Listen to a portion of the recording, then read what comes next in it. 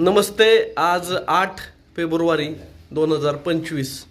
आज सकाळची सुरुवात झाली आणि सकाळची आमची सुरुवात तर फटाकड्याच्या आवाजानेच झाली आणि प्रचंड फटाकड्यांचा आवाज झाला. तर तो आवाज होता आनंदाचा, जल्लोषाचा. आपले धनंजय रुपनवर यांचा चिरंजीव, ज्याचं नाव आहे शुभम, तो पोलीस भरतीमध्ये यशस्वी ठरला आणि त्याचा निकाल आला.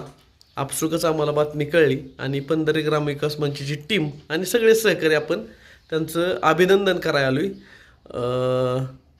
खरं तर माथाडी कामगार म्हणून ज्यांच्याकडे बघितलं जातं, आई शेतात काम करणारे आहे इथं आणि बहीण, एक मुलगा एक मुलगी असं कुटुंब असणार ही.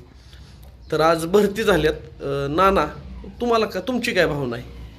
काय नाही, आम्हाला चांगल्या कामाचं फळ मिळलंय आम्हाला. हां, आमची एवढी भावना आहे. मुलांनी कष्ट घेतले, त्याचं यश मिळालं. ओके. परत एकदा आई म्हणून आई पोराचं कौतुक करायला कधीच थकत नाही.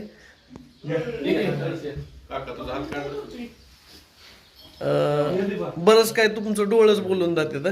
दिदे, तू आत्ता काय करते? शालेश BA ला. भाऊ म्हणून ग्रेट आहे. ओके. तर सगळेच जण आपण आलोय एक थोडक्यात. अभिनंदन शुभम. ओके, अभिनंदन शुभम. गुडबाय, तुम्ही तर ओळखतच होता. पुढील वाटचालीस हार्दिक शुभेच्छा. ओके, तुम्ही अभिनंदन शुभम.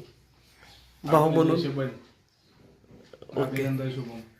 तात्याश्री, आपण मगाशी बसलेला असताना शुभम सवयीला आपण त्यांना नाना म्हणतो. हो. त्यांनी मगाशी ज्या भावना व्यक्त केल्या की पोटाला चिमटा देऊन कष्ट करून जी पोराला त्यांनी 4 वर्ष अपयश होतं त्या मार्गाने त्याचा प्रयत्न करून त्याला जे प्रोत्साहन दिलं, त्याला सपोर्ट केला, त्याचंच आज फळ मानावं लागेल.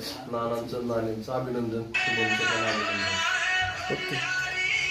फोन राजाभाऊ, काय भावना? हां, सख्खे शेजारी. सचिन सर, आई बापाचं नाव आणि गावाचं नाव रोशन केलं, करत राहील. गोड शुभेच्छा तुमच्या पण. आपल्याबरोबर पंकज धुमाळ आहेत. हाच आनंद गेल्या वर्षी आपल्याला मिळाला होता. अशीच बातमी समजली, पंकज भाईंचं बंधू पोलीस झालं, असंच आपली टीम आलती. तो आनंद तुम्ही अनुभवलाय, काय वाटतंय?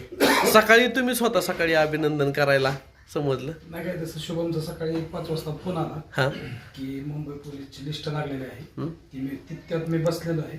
त्याची बातमी ऐकल्यानंतर मी त्याला हार्दिक अभिनंदन केलं आणि पळत घरी आलो नानांना सांगण्यासाठी. चप्पल घातली होती का?